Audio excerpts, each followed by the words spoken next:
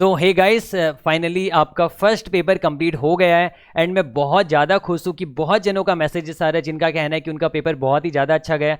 चलो, हमारा मेहनत फाइनली रंग लाया एंड आई होप आप सबका पेपर बहुत ही ज़्यादा अच्छा गया होगा। एंड इस पेपर को देखने के बाद मुझे तो एक चीज़ समझ में आ गया एंड आई होप आपको भी समझ में आ गया होगा कि आईसीए का जो स्टडी मटेरियल है ना, वही सब कुछ है भैया, वही सब कुछ है। मुझे समझ में आ गया। आप इधर उधर का कंटेंट उठा के पढ़ोगे कोई मतलब नहीं है। आपने अगर आईसीए का स्टडी मटेरियल को अच्छी तरीके से कर लिया ना, उनके कंसेप्ट समझ लो यार, और सारे क्वेश्चन आंसर जो भी इलस्ट्रेशन टेस्ट नॉलेज के वो सारे क्वेश्चंस बस आप अच्छे से कर लो। आपको पास तो किया, आपको अच्छे मार्क्स लाने से कोई नहीं रोक सकता। 70-80 आराम से आ सकता है, आराम से, मैं ये कहता हूँ।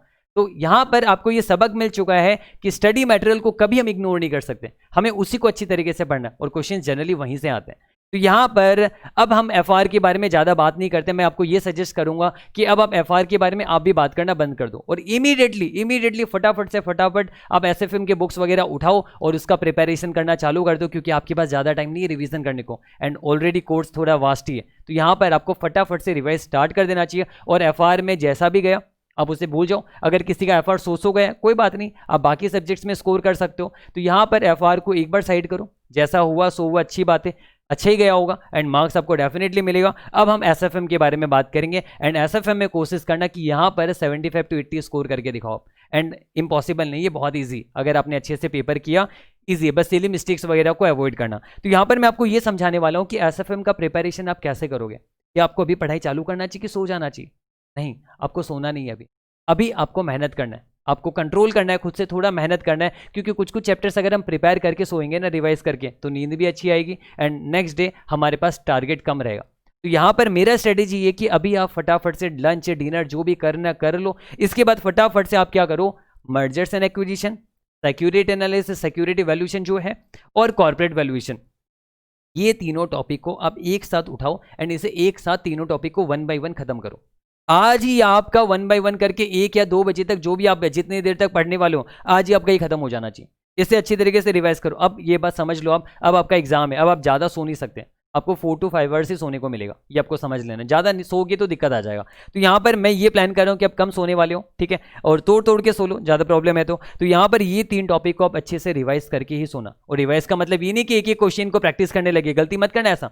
सिलेक्टिव क्वेश्चंस जो आपको लग रहा है कि आपको एक बार पेन चला के कर लेना चाहिए, वो आपने सिलेक्टिव क्वेश्चंस को प्रैक्टिस कर लिया।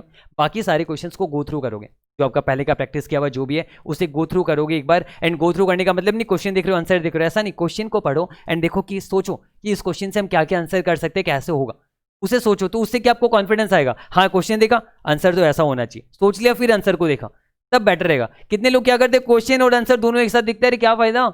क्वेश्चन को देख के सेल्फ एनालिसिस करो, उसे रिवीजन करना कहा जाता है। इस तरीके से तीनों चैप्टर को आपको रिवाइज करके आज खत्म करना है। फिर सो जाना आराम से 4-5 घंटा, सो के अर्ली मॉर्निंग आप उठोगे 7 बजे 8 बजे जो भी आप उठोगे। उसके बाद आपको क्या करना है, फॉरेक्स, फ्रेश माइंड के साथ फॉरेक्स, डेरिवेटिव्स और इंटरेस्ट रेट रिस्क मैनेजमेंट। यहाँ पर भी मैं कहता हूँ आपने ऑलरेडी सारे कंसेप्ट सीखे हुए, तो यहाँ पर अलग अलग कंसेप्ट्स के एक एक बड़े क्वेश्चन अगर जो आपको लग रहा है थोड़ा सा टफ हो सकता है, उसको फिर भी अपने रफ में लिख के प्रैक्टिस कर लिया, बात अलग है। अदरवाइज सारे क्वेश्चंस को प्रैक्टिस नहीं कर सकते। तो यहाँ पर कुछ कुछ क्वेश्चंस को प्रैक्टिस कर लेना लिख के, बाकी सारे क्वेश्चंस को आपको क्या करना, गो थ्रू करना पड़े। ये ध्यान रहे, एक भी स्टडी मटेरियल या पीएम का क्वेश्चन जो है, आप एक भी क्वेश्चन को छोड़ोगे नहीं।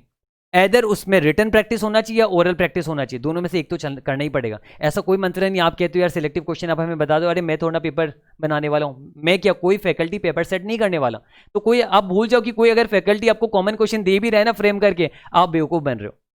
समझो ना यार, आईसीए कौन सा क्वेश्चन देगा क्या पता हमें, सारा क्वेश्चन हमारे लिए इंपॉर्टेंट है। हम कितने एक्सपीरियंस टीचर क्यों ना हो जाए, हम ये चीज प्रेडिक्ट नहीं कर सकते। तो आपको ये समझना है कि आईसीआई के जितने मटेरियल में क्वेश्चन है वो सारे ही इक्विवेलेंट इंपॉर्टेंट है, तो हमें सारे क्वेश्चन ही करना है। तो अब ये भूल जाओ कि मैं आपको ये बताने वाला हूं कि ये कर लेना बाकी छोड़ दो, नहीं ऐसा नहीं चलेगा। सारे क्वेश्चन को एक बार गो थ्रू करना है, आपको डिसाइड करना। आपने ऑलरेडी प्रैक्टिस किया है, आपको पता होगा कि कौन सा क्वेश्चन मुझे रिवाइज करना चाहिए, कौन सा नहीं करना चाहिए। कोई कोई क्वेश्चन देखते आपको लग रहा है नहीं हटाओ इसे, ये तो हमारा आता है अच्छे से, छोड़ दो, कोई प्रॉब्लम नहीं है। बाकी सारे क्वेश्चन को गो थ्रू करो। तो यहाँ पर भी सिलेक्टिव क्वेश्चन प्रैक्टिस करोगे एंड बाकी सारे क्वेश्चन को आप गो थ्रू करोगे अच्छी तरीके से, ऐसे करोगे। एंड ध्यान रहे एग्जाम टाइम में सिली मिस्टेक्स मत करना, कैलकुलेशन मिस्टेक ये सब अवॉइड करना। ये सारा करने के बाद मैं उम्मीद करता हूँ कि दोपहर तक या 3-4 बजे तक आपका ये टॉपिक खत्म हो जाना चाहिए, करना ही पड़ेगा, आपके पास ऑप्शन नहीं है। फिर 3-4-5 बजे तक आपका जब ये टॉपिक खत्म हो जाएगा, फिर आपको उठाने पोर्टफोलियो, म्यूचुअल फंड छोटा सा, म्यूचुअल फंड तो, इंटरनेशनल फाइनेंशियल मैनेजमेंट भी छोटा सा है। ये तीनों टॉपिक आपको कवर करना। मैं आपको पहले समझा रहा हूँ कि प्रैक्टिकल टॉपिक्स आप कवर कर लो, क्योंकि स्कोर ये करा के देगा आपको। ये सारे टॉपिक आप इवनिंग टाइम में खत्म करोगे, जितना जल्दी हो सके, आपके ऊपर है कि कितना टाइम लोगे। हाँ, 1-2 घंटा इधर उधर हो सकता है, आप उस तरीके से मैनेज करके इन सारे टॉपिक्स को खत्म करोगे। पोर्टफोलियो में खासकर आपको क्या करना है, अब आप रिटन प्रैक्टिस में ज़्यादा फोकस मत करना, पोर्टफोलियो में आप फटाफट से गो थ्रू ही करना, क्योंकि यहाँ पर रिटन प्रैक्टिस करने को जाओगे बहुत टाइम लगेगा। तो यहाँ पर फटाफट से गो थ्रू कर लेना। ये तीनों टॉपिक ही मैं कहता हूँ कि गो थ्रू कर लेना फटाफट से, ठीक है। प्रैक्टिस की जरूरत नहीं, यहाँ पर रिटर्न सारे क्वेश्चन को ऊपर ऊपर से गो थ्रू कर लेना, आपको ऑलरेडी आता होगा। ये करने के बाद, इसके बाद आपको थ्योरी पेपर्स को उठाना है। थ्योरी पेपर्स अगर आपसे आज रात को नहीं भी होते हैं तो कल मॉर्निंग जल्दी उठ के, सॉरी आज नहीं, कल रात को नहीं होता है तो परसों मॉर्निंग जल्दी उठ के आपको थ्योरी पेपर फटाफट से सारे थ्योरी क्वेश्चंस कवर करने। आपको जितना आपने पढ़ के रखा है, नया थ्योरी क्वेश्चन नहीं उठा सकते। जो आपने पहले से, नया मतलब कोई भी क्वेश्चन नया नहीं उठा सकते, जो आपने पहले से पढ़ रखा है वही सारे क्वेश्चन को सिर्फ आपको रिवाइज करना है और अच्छी तरीके से ज़्यादा क्वेश्चन, मैं आपको ये कहना चाहता हूँ, ज़्यादा से ज़्यादा क्वेश्चन को आप गो थ्रू करना, रिवाइज करना, क्योंकि कोई भी क्वेश्चन आपका आ सकता है। एंड उसे ऐसा होना चाहिए कि एग्जाम में कोई क्वेश्चन आए ना तो आपको देखने पर लगे हाँ ये क्वेश्चन तो हमने देख के आए हैं, हम रिवाइज किया हुआ हमारा, क्योंकि कितना ही कंसेप्चुअल क्लैरिटी क्यों ना हो, अगर आपने डे बिफोर एग्जाम उस क्वेश्चन को नहीं देखा है तो आपको थोड़ा सा प्रॉब्लम होगा एग्जाम में उसे सॉल्व करने पर। तो इसलिए थोड़ा सा गो थ्रू करना उसे, एंड अच्छी तरीके से ज़्यादा कंटेंट को कवर करो। मैं तो ये कहूँगा स्टडी मटेरियल, जो आपका ऐसे का स्टडी मटेरियल लिमिटेड क्वेश्चन है वो कवर होना चाहिए, और प्रैक्टिस मैनुअल ये अच्छे से कवर हो गया तो भी बहुत है। एंड इसी तरीके से आपको पूरा कवरेज करना है ये सारे टॉपिक का। ध्यान रहे, पहले बड़ा चैप्टर्स उठाना है, ऐसा नहीं पहला छोटा चैप्टर्स उठाओगे, छोटा चैप्टर्स आपको कुछ स्कोर नहीं करा के देगा। बड़े चैप्टर्स को उठाओ ताकि कल इवनिंग तक आपके बड़े चैप्टर्स अगर सारे खत्म हो जाएंगे तो आप रिलैक्स मोड में आ जाओगे और फिर आप छोटे छोटे चैप्टर्स को अच्छी तरीके से आप कवर कर पाओगे। तो बस मेरा इतना ही सजेशन था आपके लिए कि आप इस तरीके से फटाफट से कैसे आप रिवाइज करोगे। बस ध्यान रहे ये 3 टॉपिक आज आपका कैसे भी खत्म हो जाना चाहिए, उसके बाद ही आप सोने वाले, उससे पहले आप सोना मत। और सोना मतलब 3 से 4 घंटे ही सोना है आपको, आज भी और कल भी, से ज़्यादा आपको नहीं सोना है, ताकि आपका ज़्यादा से ज़्यादा कवरेज हो जाए अच्छी तरीके से, ठीक है। एंड ये ध्यान रखना। एंड साथ ही साथ मैं कहूँगा कि जो हमने करेंसी, फॉरेक्स, करेंसी फ्यूचर वगैरह का क्वेश्चन जो आपने किया होगा, ये सारे क्वेश्चंस भी आप अच्छी तरीके से रिवाइज करना। करेंसी ऑप्शंस वगैरह यहाँ से भी क्वेश्चन आने का चांसेस बहुत ज़्यादा रहेगा। तो आई होप आपको समझ में आ गया आपको किस तरीके से प्रिपरेशन करना है। एंड ऑल द बेस्ट, आपका एग्जाम ये भी बहुत अच्छा होने वाला है, डेफिनेटली अच्छा होगा। एंड अभी से बस पढ़ाई करना चालू कर दो। चलो बाय बाय।